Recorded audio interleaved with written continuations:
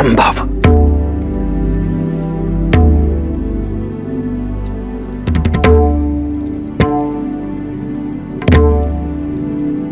क्या हमारी संतानों के विवाह में कोई समस्या है महाशय?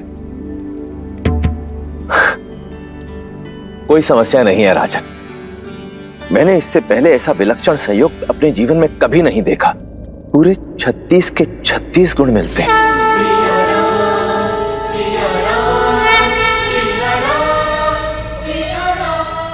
ऐसा प्रतीत होता है जैसे देवी सीता और श्री राम का साथ जन्मों जन्मों का है।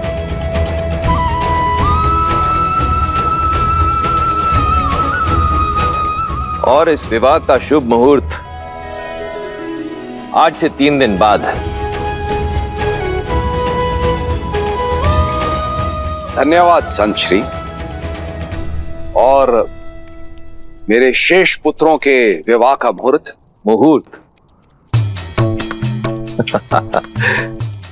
राजन, किस शुभ मुहूर्त की बात कर रहे हैं आप? जिनके मिलन को स्वयं महादेव ने रचा है, जिस क्षण का साक्षी बनने के लिए समस्त ब्रह्मांड सज रहा है, वो क्षण है श्री राम और देवी सीता के विवाह का मुहूर्त। अब भला इससे शुभ मुहूर्त और क्या हो सकता है? आपके चारों पुत्रों का विवाह एक ही दिन एक ही मंडप में होगा और इस विवाह का प्रबंध मैं स्वयं करूंगा।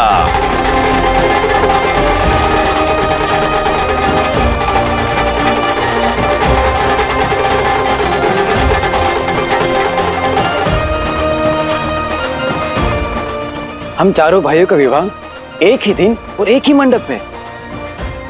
भैया, शिवजी तो बड़े दयालु हैं।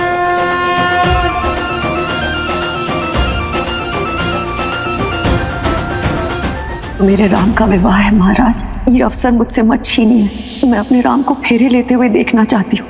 हमारे पुत्र भरत के विवाह में उसकी माता अवश्य उपस्थित होगी।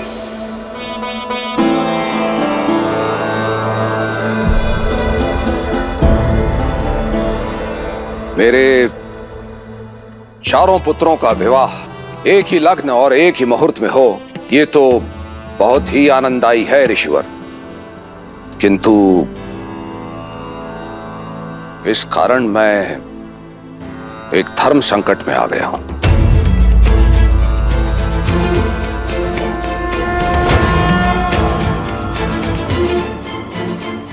हमारे विवाह का मुहूर्त आपके लिए धर्म संकट पिताश्री? धर्म संकट का कारण विवाह का मुहूर्त नहीं है राम। धर्म संकट का कारण है एक वचन। तुम्हारी माता कैकेयी तुम्हारे विवाह की साक्षी होना चाहती थी, किंतु अयोध्या की रक्षा के कर्तव्य हेतु मैं उन्हें विवाह के लिए नहीं ला पाया। और उनका मन रखने के लिए मैंने उन्हें वचन दिया, भरत के विवाह में भरत की माता अवश्य सम्मिलित होगी। किंतु अब यह कैसे संभव है? जब तक विवाह की सूचना अयोध्या पहुंचेगी, विवाह का मुहूर्त तो हो जाएगा। आपका वचन नहीं टूटेगा पिताश्री।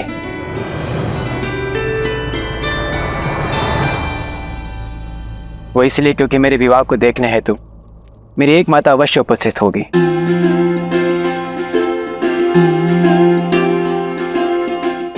जिस क्षण राम भैया ने स्वयंवर जीतकर जनक नंदिनी को अपनी जीवन संगिनी माना, उसी क्षण मुझे भी एक माता और मिल गई।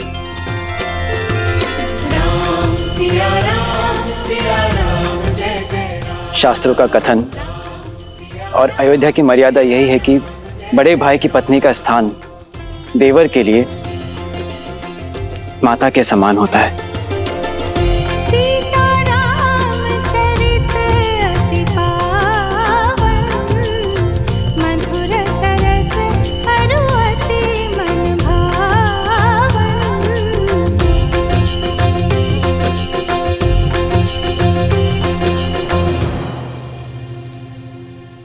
और मेरी माता मेरे विवाह में ही नहीं, मेरे विवाह की चर्चा में भी उपस्थित थे।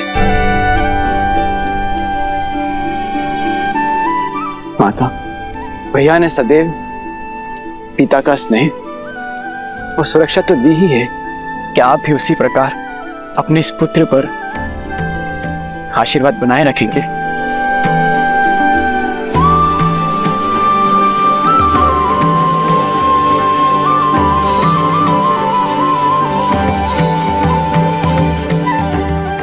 धर्म शास्त्रों में लिखे को पढ़ने में नहीं, उसे जीवन में उतारने में है भरत। जितना पवित्र तुम्हारा मन है, उतना ही पवित्र और सुंदर संबंध दिया है तुमने आज मुझे।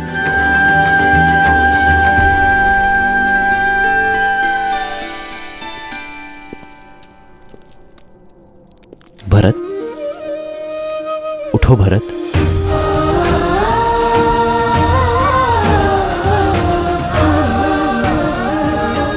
मेरे भाई जैसा भाई मिले तो धर्म की पूर्ति के लिए संतान की आवश्यकता नहीं।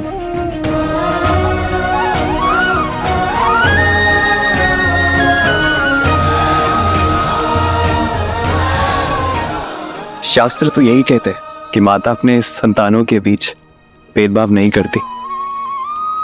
क्या केवल आप भरत भैया को ही आशीर्वाद देंगे भाभी माँ, हमें नहीं?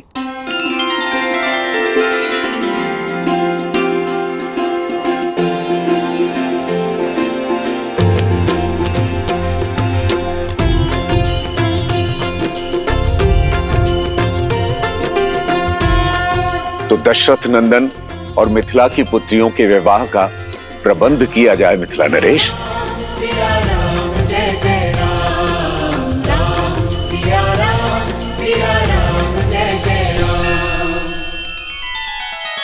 श्री रामचंद्र कृपालु भजुमन हरण भव भय दारुणम नव कंज लोचन कंज मुख कर कंज पद कंजारुणम।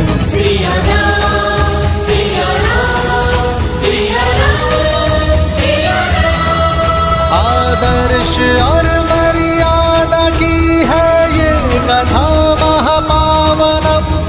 काट मद श्री से मिला दे श्रीमद रामायणम, श्रीमद रामायणम।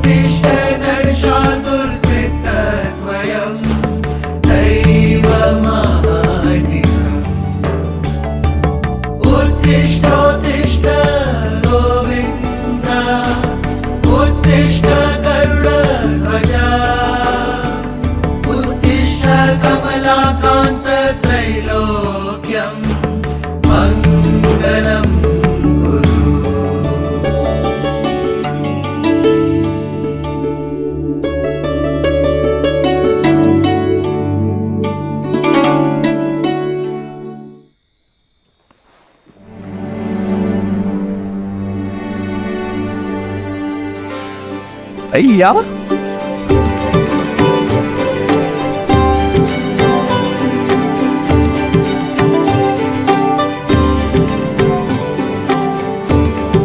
सज्ज हो जाइए भैया, आज से विवाह रीतियां आरंभ होने वाली हैं आपकी। जी हाँ भैया। केवल राम भैया की नहीं लक्ष्मण भैया, अब तो हम सब की होने वाली है। शुभ घड़ी तो है। इतने वर्षों से स्वतंत्र हमारा शत्रुघ्न इसी बंधन में तो बंधेगा। भैया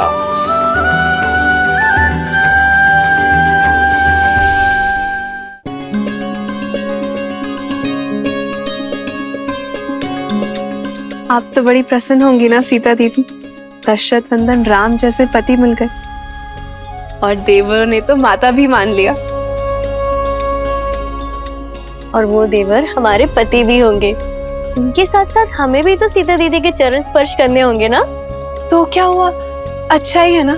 जब हम अयोध्या जाएंगे तब हमें ऐसा नहीं लगेगा कि माता का घर छोड़कर आए हैं।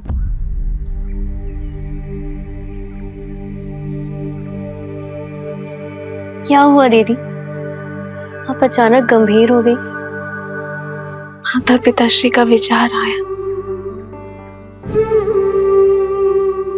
वर्षों तक हमें लाड से पाला और अब अचानक हम सब उन्हें छोड़कर चले जाएंगे।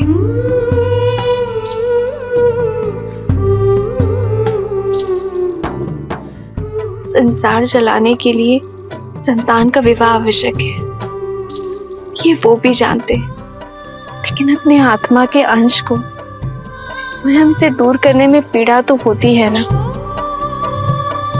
जाने क्या बीत रही होगी पिताश्री पर।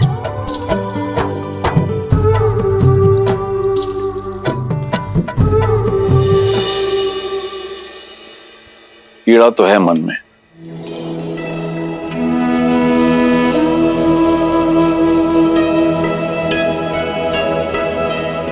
किंतु दशरथ नंदन जैसे पुत्रों को पाने का आनंद भी है। हाँ, तुम्हारी माता थोड़ी विचलित है।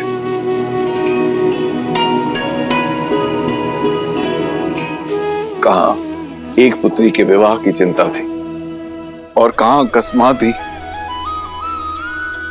चारों पुत्रियां एक साथ विदा हो जाएंगी।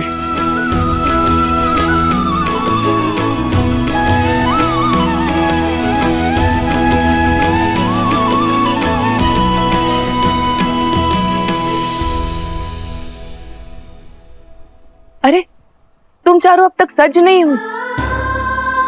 नदी से पावन माटी लाने जाना है और आप अब तक यही हैं। कितनी सारी तैयारियां करनी है, कितनी सारी रीतियां हैं। चलिए। माँ, हम सब सज हैं, बस आपको होना है। माँ, आप हमें बचपन में अपने साथ बिठाकर रंगोली सिखाती थी ना, आज फिर से करें।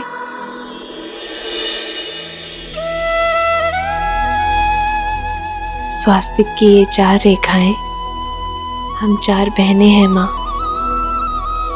और ये भिन्न दिशाओं में जाती हुई रेखाएं हमारा होने वाला परिवार।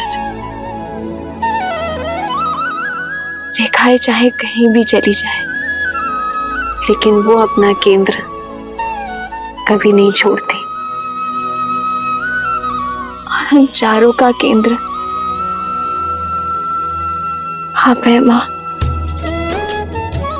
हम चाहे कहीं भी चले जाएं, लेकिन आपकी दी गई शिक्षा, आपके दिए गए संस्कार आप कभी नहीं भूलेंगे।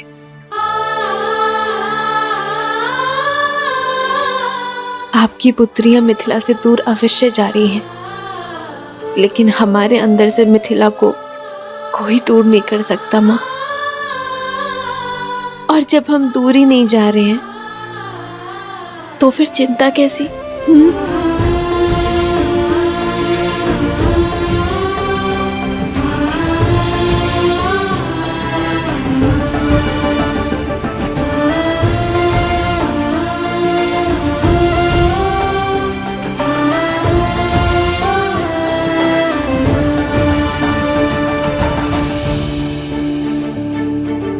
चलो नदी तट पर चलते हैं, मिथिला की महारानी के चारों जमाता वहां प्रतीक्षा कर रहे होंगे, और अगर विलम्ब हो गया ना तो महारानी बहुत डांटेगी। ओम भूर्भुवः स्वः तत्सवितुर्वरेण्यं भर्गो देवस्य धीमहि धियो यो नः प्रचोदयात्।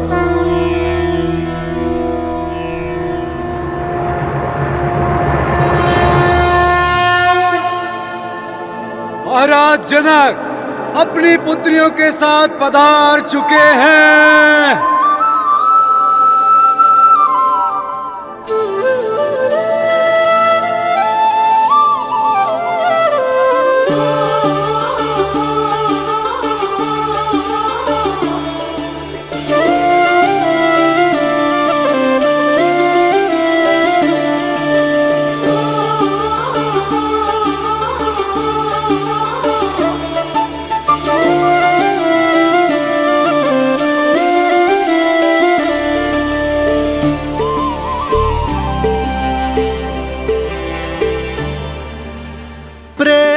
समर्पण करुणा ज्ञान से है भरा दो प्यारा नाम।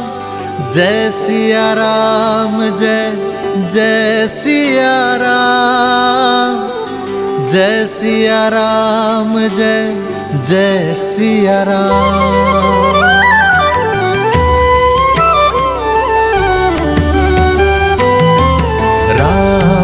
लोचन सीता दृष्टि, राम है बादल सीता वृष्टि।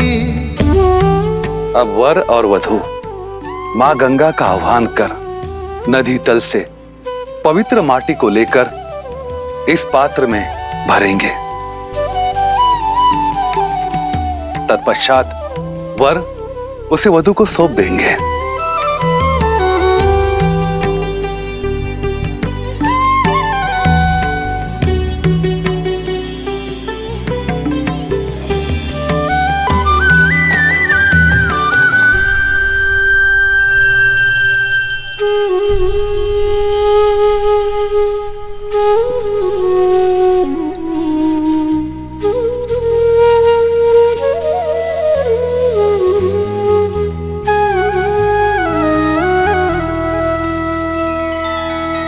सिया राम ने माटी छुई, मन छुआ सम्मान ने। संबंध का निर्माण होता स्नेह आदर मान से।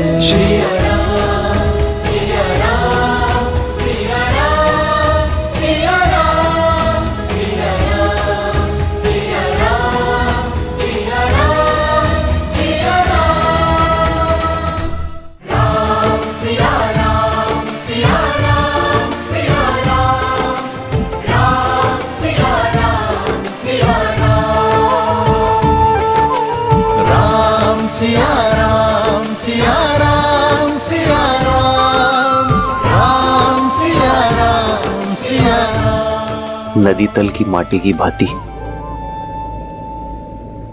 हमारा यह संबंध भी सदैव निश्चल रहेगा, मलिनता से परे, अपने हृदय की गहराई से। मैं सदैव आपको प्रेम और सम्मान दूंगा।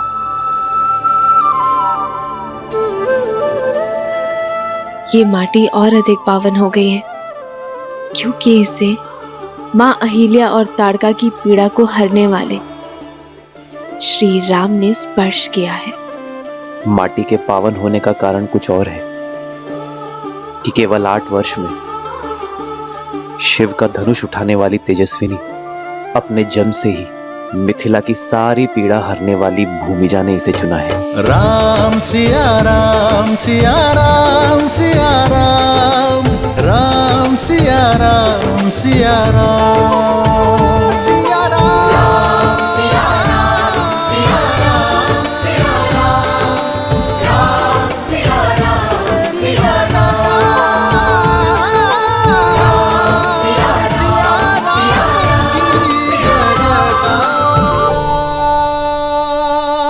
दशरथ पुत्रो, आगे आओ।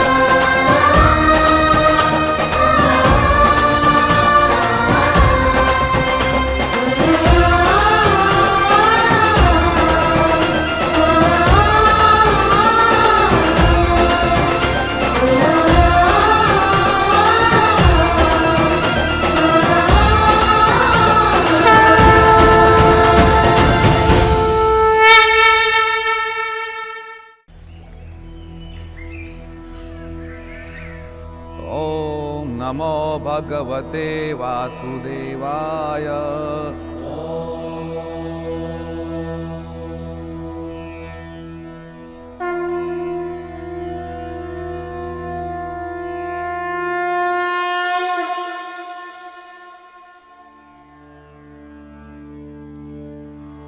ततो ययौ रामपुरोगमैः शनैः शृगालमध्यदेवमाग्रहुदत्ततिः कात्यायनी महामाये महायोगिन्यधीश्वरी।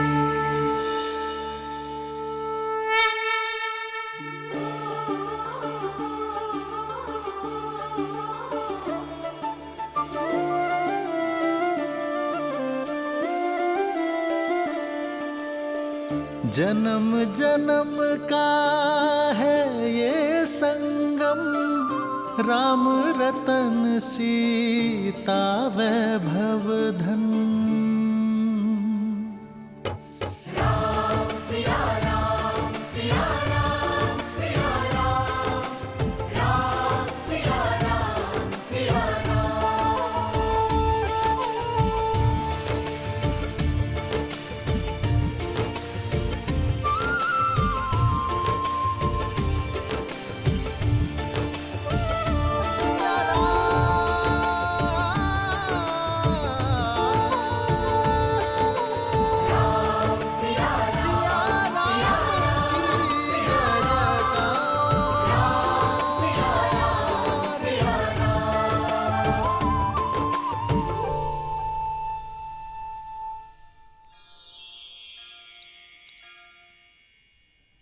नदी के तल की माटी आधार है एक पवित्र संबंध का।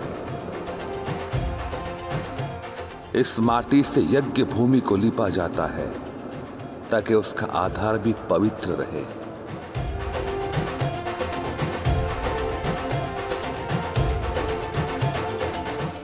अब इस पवित्र आधार पर विश्वास और प्रयास के कठोर पाषाण रखने पड़ते हैं।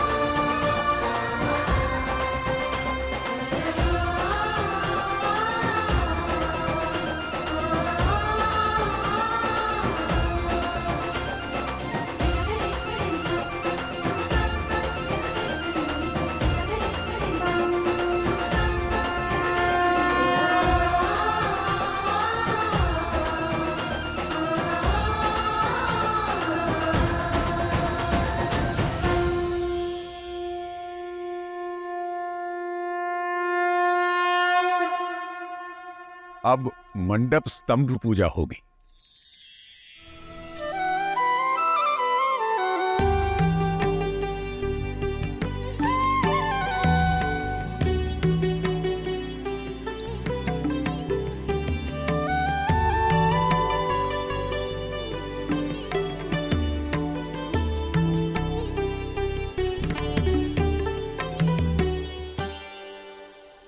कात्यायनी महामाये महायोगिन्यधीश्वरी नन्दगोपसुतं देवी पतिमे कुरुते नमः। शत्रुघ्न, क्या तुम जानते हो कि विवाह मंडप में ये 4 स्तंभ क्यों लगाए जाते हैं वत्स? क्योंकि मंडप संतुलन बनाए रखने के लिए 4 स्तंभों का होना आवश्यक है गुरुदेव। तुम्हारा उत्तर तो व्यावहारिक है, परंतु इसका महत्व इससे और भी अधिक बड़ा है। राम, मेरे कथन का विस्तार करो वत्स। विवाह मंडप के 4 स्तंभ विश्व संचालन के आधार होते हैं। पहला और दूसरा स्तंभ पति पत्नी का होता है।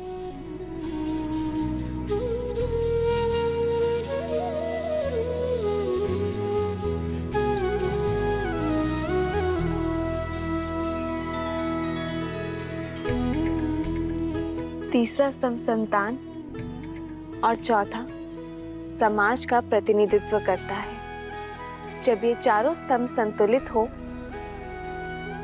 तभी संसार प्रगति कर पाता है।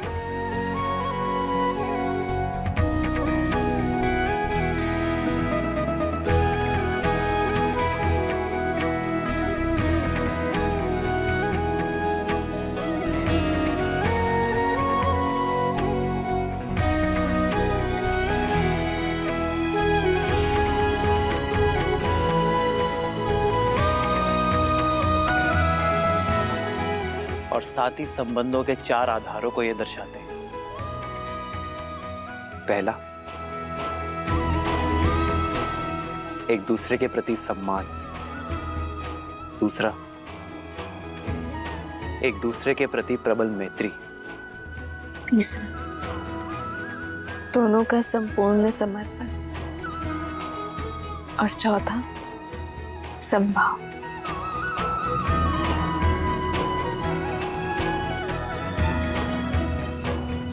नए संबंध में ये चारों भाव बने रहें, इसीलिए मंडप में ये 4 स्तंभ होते हैं।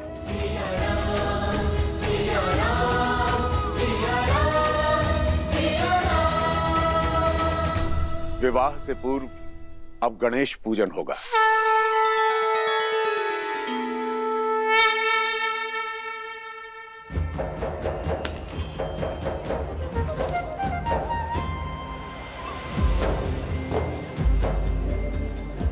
शीघ्रता दिखाइए, निमंत्रण आने वाला श्री गणेश। आप ही ने माया का प्रयोग करने से वर्जित किया था ना, स्मरण है ना आपको? चलिए चलिए काम करिए।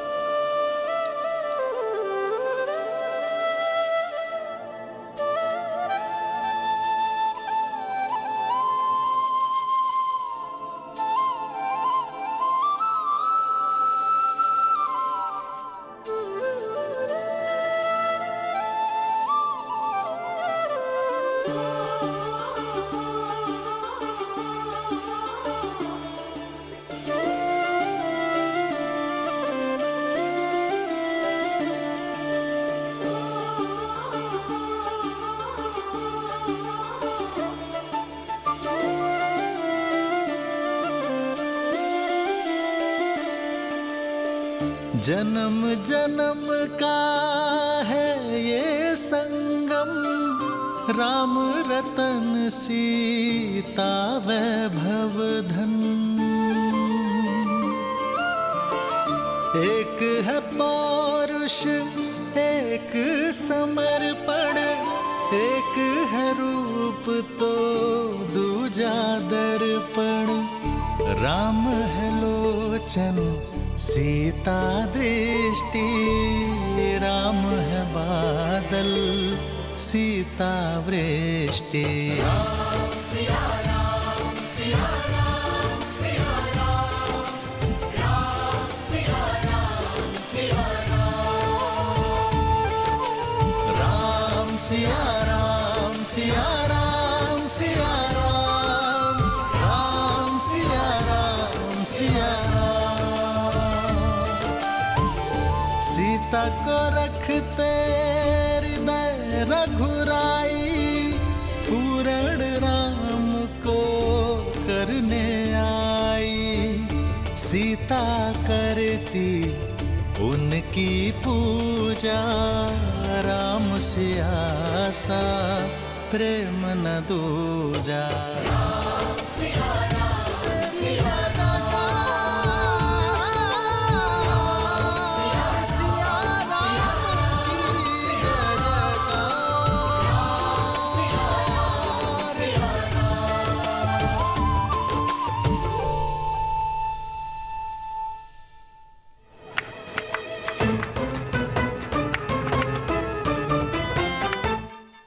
श्री गणेश साक्षात रिद्धि सिद्धि के स्वामी हैं, शुभता के प्रतीक। भावी दाम्पत्य के जीवन में सदा सुख और समृद्धि बनाए रखे, इस भावना के साथ श्री गणेश के स्वरूप का निर्माण होगा।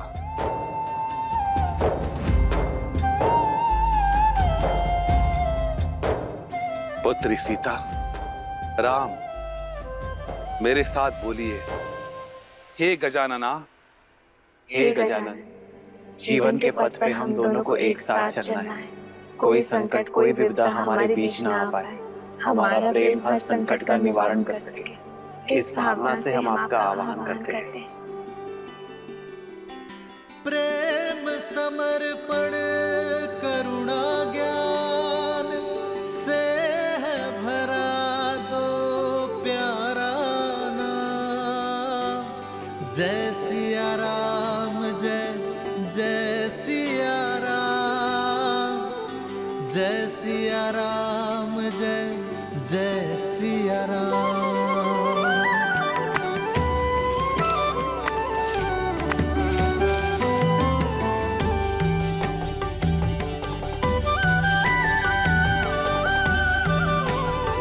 सिया राम, सिया राम, सिया राम, सिया राम।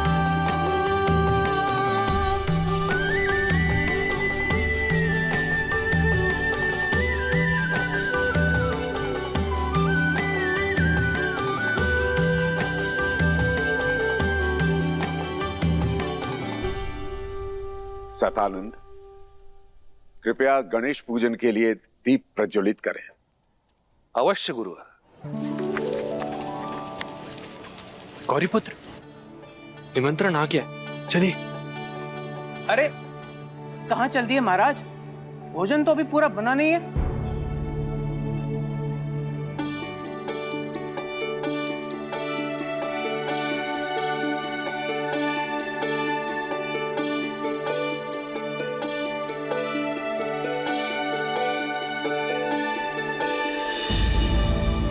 ये दीप प्रज्वलित क्यों नहीं हो रहे?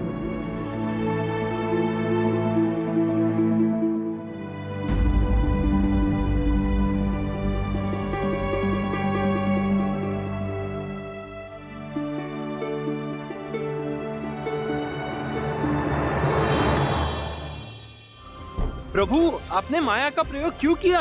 मैंने सबको वर्जित किया था, स्वयं को नहीं। अद्भुत, परंतु प्रथम तो मैं ही आऊंगा। लगता है आप भूल रहे हैं, प्रथम पूज्य मैं हूँ। सबसे पहले मैं ही उनके दर्शन पाऊंगा।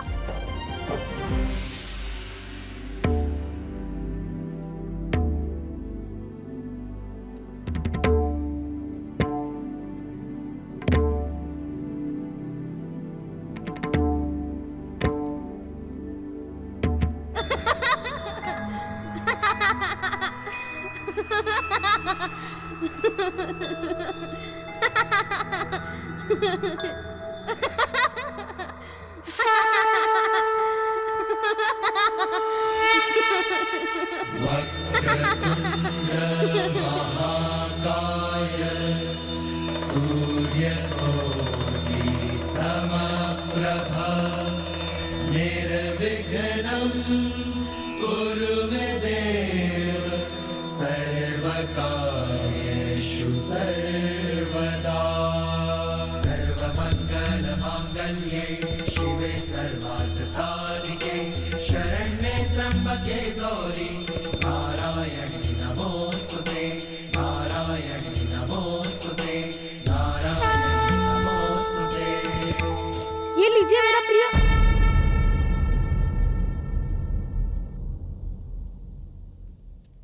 मेरा तात्पर्य है श्री गणेश का प्रिय भोग।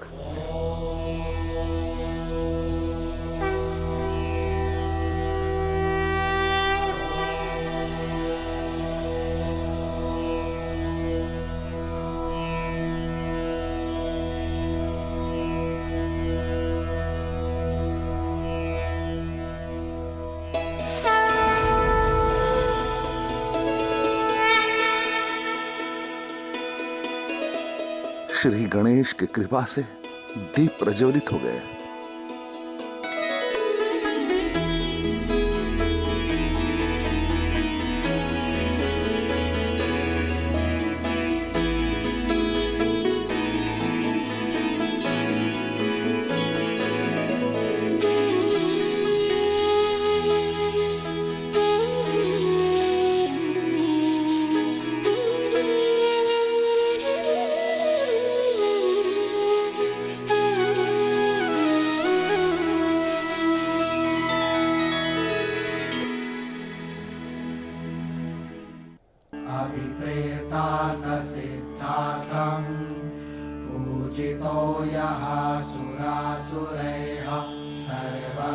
विघ्नचिदे तस्मै गणाधिपतये नमः।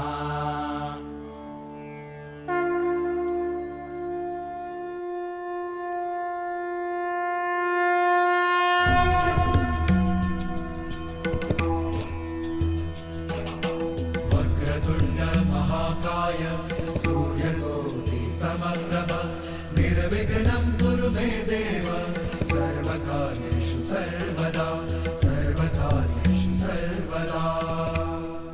आप दोनों को भगवान गणेश का आशीर्वाद प्राप्त हो। विघ्नहर्ता की कृपा सदा तुम पर बनी रहे। जीवन पथ पर तुम दोनों साथ साथ चलो, एक सांस बनकर चलो।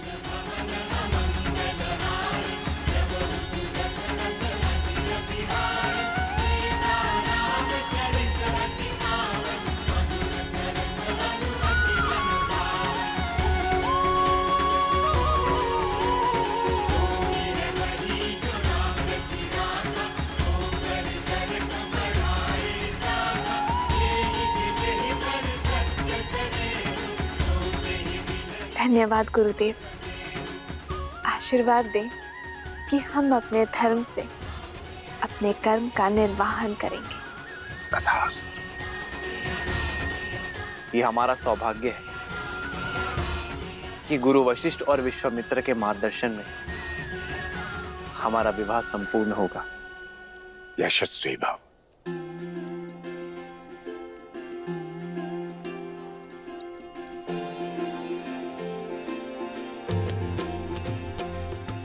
आयुष्मान भव।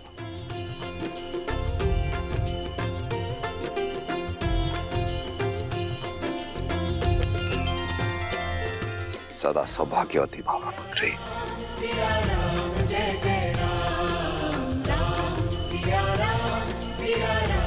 और आप सभी का और हमारे विवाह समारोह में सम्मिलित होने के लिए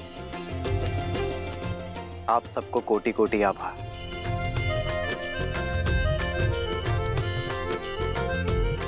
अब उस दाम्पत्य का आशीर्वाद लीजिए जिन्होंने अपने साथ से विवाह के संबंध को सार्थक किया है।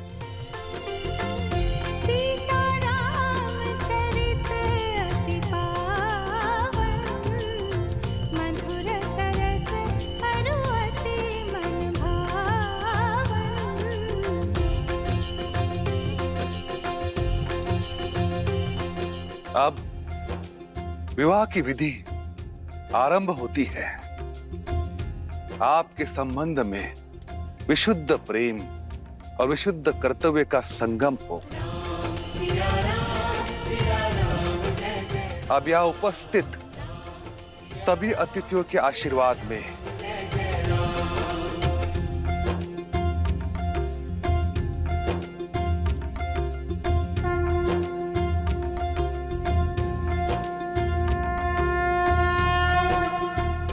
स्वस्ति स्वस्ति स्वस्ति। गणेश पूजन के साथ सियाराम की विवाह विधि आरंभ हो रही है।